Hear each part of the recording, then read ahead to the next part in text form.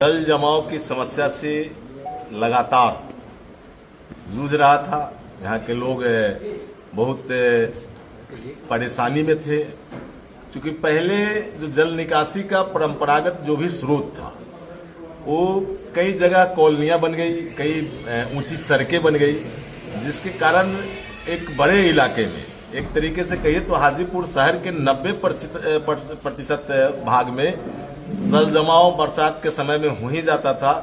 लगातार हम लोग लगे थे। स्टॉर्म वाटर ड्रेनेज सिस्टम जो बिहार सरकार के नगर आवास विभाग में लंबित था, कल कैबिनेट की बैठक में 129 करोड़ की वह योजना स्वीकृत हुई है।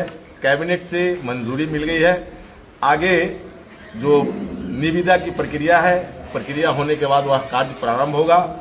तो हम लोग हाजीपुर विधानसभा क्षेत्र के तरफ से, हाजीपुर नगर परिषद के तरफ से माननीय मुख्यमंत्री जी, माननीय अपने गृह राज्य मंत्री जी, जिनका लगातार प्रयास था कि जो सिस्टम यहाँ हाजीपुर में होना चाहिए, और माननीय नगर आवास मंत्री जी के प्रति हम लोग आभार व्यक्त करते हैं। हाजीपुर के लोगों को जल्द ही बारिश के पानी से जो कठिनाई होती थी, बाढ़ तो एक पार्ट में आता है, कुछ पार्ट में, तो बारिश के पानी चूंकि महीनों जमा होने के कारण कई कठिनाइयों से गुजरना पड़ता था, तो आने वाले समय में उन चीजों से हाजीपुर को मुक्ति मिलेगी। तो हम पुनः बिहार सरकार और अपने माननीय गृह राज्य मंत्री नित्यानंद राय जी के प्रति हम लोग आभार व्यक्त करते हैं, धन्यवाद देते हैं बिहार सरकार को, बिहार के माननीय मुख्यमंत्री और माननीय नगर आवास मंत्री जी को भी हम लोग धन्यवाद देते हैं। यह हाजीपुर के लिए बहुत ही आवश्यक था, जो आज वर्षों की लंबित मांग पूरी हुई है। कितने दिनों में काम कंप्लीट होगा लगभग? देखिए, कल कैबिनेट की बैठक में स्वीकृति मिली है। तो स्वीकृति मिली है, बुडको को चयनित किया गया है, नामित किया गया है। बुडको चूंकि नगर आवास का जो टेक्निकल होता है, जो टेंडर की प्रक्रिया होती है, बुडको ही देखता है। तो अब बुडको में जो प्रोसेस है, जो प्रक्रियाएं हैं करके टेंडर की प्रक्रिया पूरी होगी। हम लोग प्रयास करेंगे कि अगले बारिश के पहले हर हाल में काम अच्छा प्रगति हो काम में, यह हम लोग प्रयास करेंगे। ये जो सीवरेज सिस्टम है उससे ये अलग है क्या, जो प्रोजेक्ट? देखिए, सीवरेज सिस्टम एक अलग चीज है, क्योंकि सीवरेज जो काम पहले से नमामि गंगे योजना के तहत जो भारत सरकार का स्कीम है उसके तहत चल रहा था, तो वह गंगा के किनारे की जो सड़कें हैं, जो शहरें हैं, तो उसमें हाजीपुर एक बाद में था कि गंडक के किनारे था। उस समय माननीय गृह राज्य मंत्री हाजीपुर के विधायक थे नित्यानंद राय जी, तो उन्होंने स्वीकृति दिलाई थी। उसमें घर से जो अंडरग्राउंड करके कोई भी चेंबर ओपन नहीं होगा। जो वाटर जो निकलता घर से, जो पानी काम किया हुआ पानी या जो भी निकलता है, जो जिसका मूल लिक्विड बेस है, तो वह पानी सीवरेज के द्वारा जाएगा। लेकिन जो ओपन नहीं रहेगा तो बारिश के पानी फिर लगने की संभावना है। तो यह ड्रेनेज सिस्टम है जो बारिश के पानी को निकाले। उससे अलग है ये? बिल्कुल, उससे वह योजना अलग है, सीवरेज की योजना। और यह स्टॉर्म वाटर ड्रेनेज सिस्टम सिर्फ बारिश और नाला से, ड्रेन से जो पानी निकलता है उसके लिए अलग सिस्टम।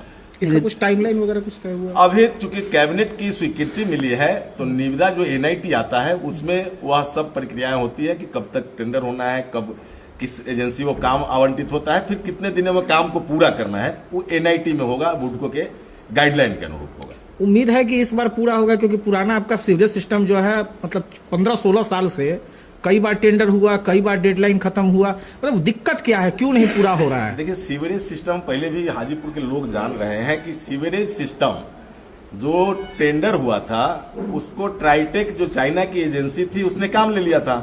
चाइना की एजेंसी काम पूरा नहीं कर पाई, उसको फिर ब्लैक लिस्टेड करने का काम को पुनः निविदा करने की एक लंबी प्रक्रिया है। तो उस प्रक्रियाओं को करने के बाद अभी जो एजेंसी काम लिया है, वह एजेंसी सीवरेज का काम पुनः कर रहा है। और सीवरेज सिस्टम चूंकि राज्य सरकार में पेंडिंग था, वह सैंक्शन उसको नहीं मिल पाया था। यह नया काम है। सीवरेज का काम भी जो गति होना चाहिए था पीछे के समय में नहीं था, लेकिन लगातार जिला प्रशासन, बुडको, नगर परिषद और हम लोगों ने उसको मॉनिटरिंग किया है।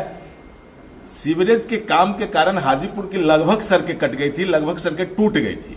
सड़कों का निर्माण कार्य भी शुरू हो गया है। वह नगर परिषद बुडको, विधायक मद और मुख्यमंत्री समग्र विकास की योजना से हम आज से 3 महीना पहले ही बताए थे कि हम लोग प्रयास करेंगे मानसून के पहले शहर की जो प्रमुख सड़कें हैं वो निश्चित तौर पर बन जाए।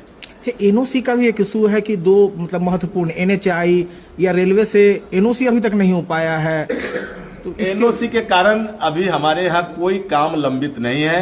एनएचएआई के यहाँ जो भी लंबित मामला था, एनएचएआई गांधी सेतु के जरुआ से पासवान चौक आने का जो पाइपलाइन डाला जाना था वह काम शुरू हो गया है। अपना सर्किट हाउस के बगल से रोड को क्रॉस करना है, उसके लिए भी जो सहमति विभाग से बन गई है। रेल के जमीन में कई जगहों पर उसका एसटीपी का निर्माण कार्य चल रहा है, उसमें कहीं जो वादा था जिला प्रशासन और हम लोगों ने रेल के साथ कोऑर्डिनेट करके एनएचएआई के साथ कोऑर्डिनेट करके उनका समाधान कर लिया गया है। बियाडा में एक बड़ा पार्ट, चूंकि बियाडा ही उसका एग्जिट पॉइंट है सीवर का, तो बियाडा से कुछ इशू आया था। अभी 1 महीना के भीतर नगर परिषद सभापति जी और हम लोगों ने मिलकर के उसका भी समाधान कर लिया। उम्मीद कब तक शुरू हो जाएगा?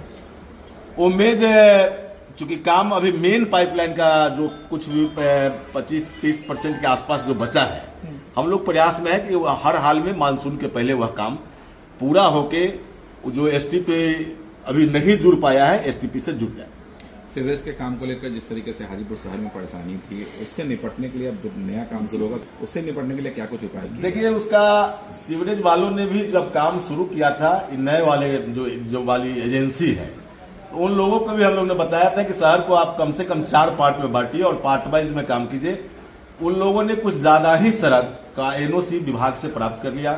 काम में जब विलंब हुआ, कई कारण होता है, जिसे अभी सुभाष चौक से राजेंद्र मोड़ की तरफ जो सड़क जाती है ताजबाज पोखर के आसपास, तो वहां जो जल का स्तर है, अगर 5, 5.5-6 मीटर तक सड़कों को खोदना है, 3-3.5 मीटर के बाद ही पानी आ जा रहा है, तो कई तकनीकी भी कठिनाई होती है।